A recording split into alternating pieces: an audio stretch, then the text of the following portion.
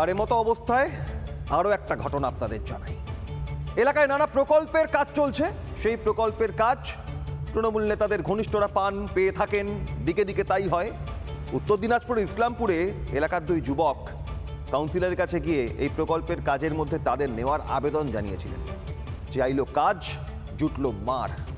দিকে দিকে একই ঘটনার পুনরাবৃত্তি এবার ইসলামপুর।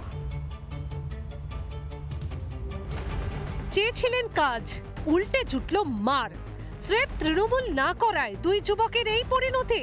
ইসলামপুরের রাজনৈতিক উত্তেজনা।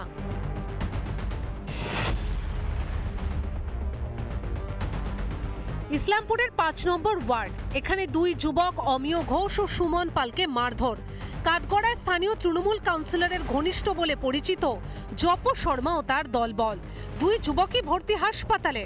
আহতদের দাবি, এলাকায় নানা প্রকল্পের কাজ হয়, এগুলোতে নিজেদের লোককে কাজ দেয় তৃণমূল। স্রেফ শাসক দল না করায় তাদের বঞ্চিত করা হয় বলে অভিযোগ। এ নিয়ে বলার জন্যই হামলা চালানো হয়েছে। সামান্য একটু কাজের জন্য বলছিল, শুধু কি এরাই কাজ পাবে? আমার ছেলেরা কি কোনো কাজ পাবে না? ওরাও তো চায় যে না, ওরা বেকার ছেলেরা কিছু কাজকর্ম করুক, ওরাও কিছু কাজ পাক, ওরাও কাজ করুক। এটা কি ওদের কি কাজ চাওয়াটা কি অন্য? যেহেতু আমরা বিজেপি করি, এখন ওদেরকে, আমার ছেলেকে এখন টিএমসিতে নাম দিতে হবে। অমিয় ঘোষ আর হলো সুমন পাল, এই দুজন ব্যক্তি ওই মাথার দিকে লেবারগুলো কাজ করলো, লেবারকে সরিয়ে দিয়ে বলছে যে কাজ হবে না। বলে কেন হবে না ভাই? বলে যে আমাদেরকে টাকা দিতে হবে, তারপরে কোনো কথা হবে। আপনি সেই লোকগুলো চেহারা দেখবেন, ওরা কোনোদিন কোনো জায়গায় কাজ করেছে কিনা। কাজ চাইলে তো কাজ আমরা দিয়ে দিব, কাজের তো কোনো প্রবলেম নাই, কিন্তু কাজের জন্য কাজ করে তো খাবে না, কাজ করে খেলে তো আলাদা ব্যাপার। যেহেতু পাড়ার একজন কাউন্সিলর, আমার মনে হয় তাকে জিনিসটাকে মাথা গরম না করে একজন গার্জিয়ান হিসাবে তাকে দেখলে আমার মনে হয় ভালো হতো।